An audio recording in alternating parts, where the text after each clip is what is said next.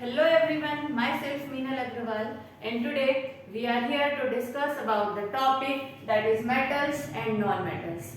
So my dear friends, as we see the topic, the first question that is come in our mind is what is metal and what is non-metal? So here I am asking a question to you, have you seen any metal around or a non-metal? These two topics are very important because they are very much related to our everyday life. Around us, many types of metals and non-metals present, so it should be our duty to know about the topic very frequently. So first question comes, this what is metal? So there are many definitions we can give for to define metal, but before that we will discuss properties metals and non-metals, like physical and chemical properties are there, but in today's lecture we will discuss about properties. So after understanding these properties, you will be able to define the metal and non-metal very well. Let's begin. Here I have made a table, we can say the differentiation table, in which we can differentiate the metals and non-metals on the basis of few properties. Like I have written few properties here. This column is of property, metal, exception. Chemistry means exception. We can say there are many exceptions of properties. Exception means the main, or here we can say the substance which do not follow the general trend. So that will become in the exception column. Okay. So let's begin. The first property is physical state. Physical state, as we all know, there are three physical states of any matter, that is solid, liquid and gas. So metals, if we talk about metals, metals are generally solid. Yes, all metals are solid except mercury, gallium and cesium. They are generally found in liquid state in room temperature. So we can say all metals are solid except mercury, gallium and cesium. Examples of solid metals like sodium, potassium, aluminium, iron, copper and many more. If we talk about non-metals exist in all the three states in nature. Yes, non-metals also exist in solid, like carbon, sulfur, phosphorus. Non-metals and many non-metals are generally found in gaseous state like hydrogen, helium, neon, argon, oxygen, nitrogen. Many non-metals, mostly non-metals you can say are in gaseous state.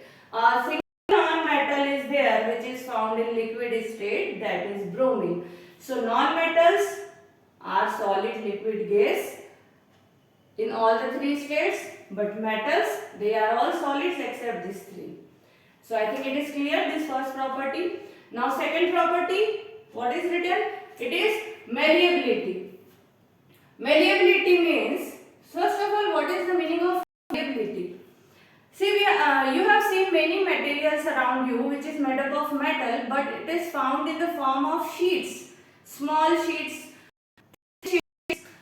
Like I think every one of you have used the aluminium foil to wrap your food in the tiffin box, or if you travel around anywhere, or when you eat sweets, some silver type of covering is there, that is of silver foil, okay, or aluminium foil. What is that foil? That is the sheet form of metal. So what is the meaning of malleability? Malleability means you beat metal, it spreads without breaking, or we can say that the property in which metals can be converted into thin sheets without breaking. Okay, that property is known as malleability. So come to metal. So we can say generally all the metals are malleable, means we can make a sheet of all the metals except mercury, sodium, potassium and zinc. Okay, we cannot make sheet of these metals. If we talk about completely non-variable. Not a single non-metal available from which we can draw any sheet. So we have seen these two properties. Now the next property is ductility. We can say the ductility. Ductility. What is the meaning of ductility? See, as you have seen the sheets of metal, you have also seen the wires of metal. Everywhere around us for flow of electricity, which wire is used? Copper wire is used. So what is copper? Copper is a metal. Okay, like we are wearing jewelries, beautiful jewelries. In that jewelries, small wire type material to design the jewelry is used. That is gold wire and silver wires. So, what is ductility? Ductility is also the property of metal in which if you beat the metal, it can be converted into or it can be drawn into thin wires. Got it? So, generally all metals are ductile exception mercury, sodium, potassium and zinc. We cannot draw wire from them because mercury is already in liquid state and sodium and potassium are very soft metals that can be cut with knife, and zinc also the soft metal which cannot be converted to sheet or if you talk about metals, so all non-metals are non-ductile. We cannot draw any wire. So friends, thank you everyone. I hope you got my topics. You understand these three properties and the differentiate between these three properties among metals and non-metals. So thank you.